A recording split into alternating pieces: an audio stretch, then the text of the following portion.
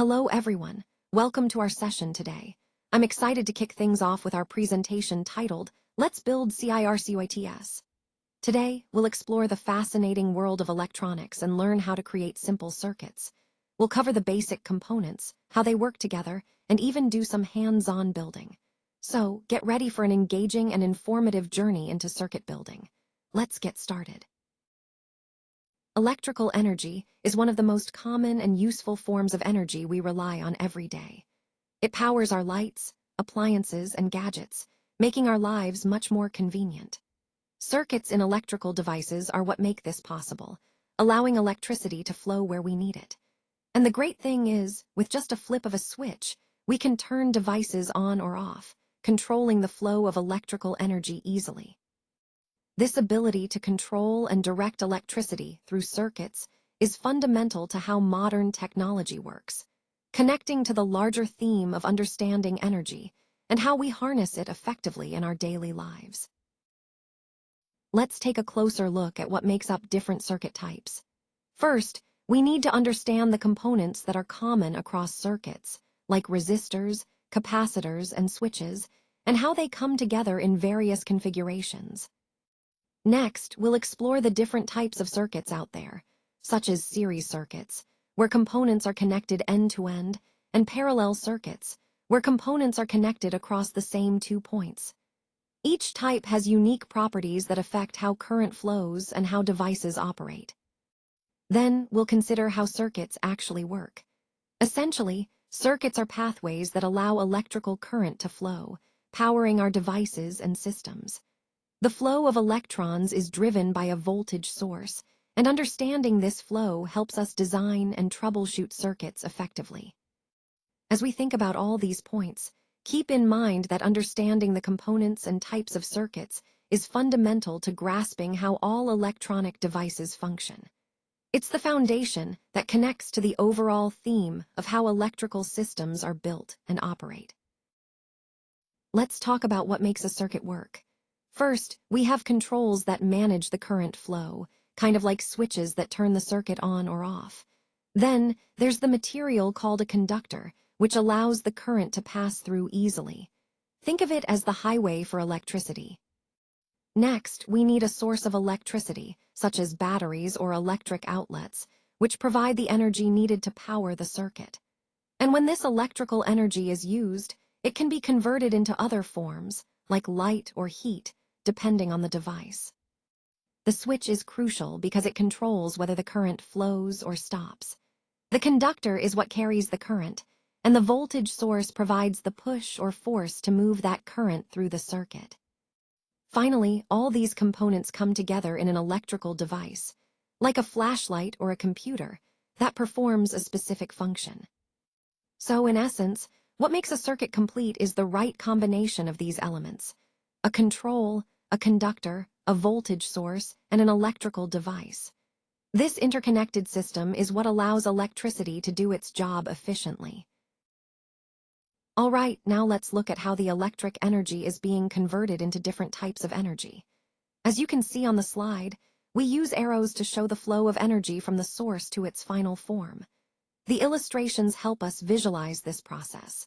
For example, the electrical energy might be converted into light energy, as in a light bulb, or into heat energy, like in an electric heater. By building a diagram of different circuits, we can see how these conversions happen in various setups. The activity instructions numbered 1 through 4 guide us step-by-step to understand these circuit types. Understanding what type of energy results from electrical energy is key, because it helps us see the practical uses of electrical systems and how energy transforms in real-world devices. So, as we go through this, keep in mind the flow of energy and how different circuits facilitate these conversions. Press the / key and look for the draw tool to create your wires. This will help you connect different components easily. The switch is off, no current flows, and no energy is being converted at this point. This represents a simple open circuit, where the circuit isn't complete, so electricity can't pass through. It's important to understand that without a closed loop, no energy transfer occurs. This concept is fundamental when analyzing electrical circuits, as it shows what happens when a circuit is incomplete. Remember, the overall theme is understanding how circuits work, and recognizing the difference between open and closed circuits is key to that understanding. Alright, let's take a look at how we can create our own simple circuit. To do this, press the / key on your keyboard, which will bring up the Draw tool. Using this tool, you can easily draw your wires connecting the different components. Now, when we turn the switch on, it completes the circuit, allowing the electric current to flow through. This flow of current is what powers our device, making it work. Remember, this setup is a basic example of a closed circuit, which is essential for understanding how electrical devices operate in everyday life. By creating and analyzing these simple circuits, we get a clearer picture of the fundamental principles of electricity and energy transfer. Let's take a look at how to create your circuit layout. Press the / key to access the Draw tool, which will allow you to draw your wires easily. When creating your circuit, remember that it has a single loop where the current flows continuously. All the devices you add are connected within this loop, forming a complete circuit. This is what we call a series circuit, where the electrical components are connected end-to-end in a single path. Understanding this setup helps us grasp how current moves through each device sequentially. This concept ties into our overall theme of understanding different circuit configurations and how they affect the flow of electricity. Alright, now let's take a look at how to create your wires in a circuit. Press the / key and look for the Draw tool. This is what you'll use to draw your wires. When you're drawing, keep in mind that a parallel circuit has 2 or more loops where current can flow. Each of these loops operates independently, which means that if one loop has a problem, it doesn't necessarily affect the others. This independence is a key feature of parallel circuits, making them very useful in many electrical applications. As we continue, remember that understanding these loops and how current flows through them helps us better grasp how complex circuits are designed and function. Alright, now let's look at how to draw our wires. Simply press the / key and find the Draw tool. This will help us visualize the paths our current can take. Now, an important concept to understand here is that current usually prefers the shortest and easiest route to complete its circuit. When it finds a pathway with low resistance that bypasses the intended route, it tends to take that route instead. This is what we call a short circuit. It occurs when electricity flows through a shorter, unintended pathway, often with very low resistance.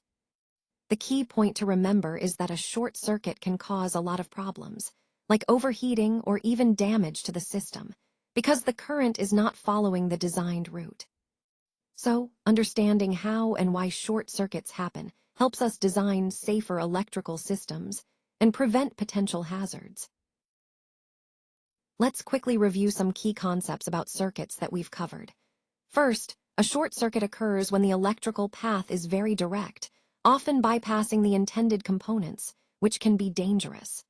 Next, we have a series circuit, where components are connected end-to-end, so the current flows through each one in turn. This means if one component fails, the whole circuit is interrupted. Then there's a parallel circuit, where components are connected across the same 2 points, allowing current to flow through multiple paths, which makes the circuit more reliable. We also looked at a simple closed circuit, which is a complete loop that allows electricity to flow smoothly from the power source to the device and back. On the other hand, a simple open circuit has a break somewhere in the loop, stopping the flow of electricity. Now the answer key on this slide shows us how switching affects the circuit. When we switch on, we're completing the circuit, allowing current to flow, either in the series or parallel setup. Conversely, switching off breaks the circuit, stopping the flow of electricity. Understanding these concepts helps us control and troubleshoot electrical systems effectively.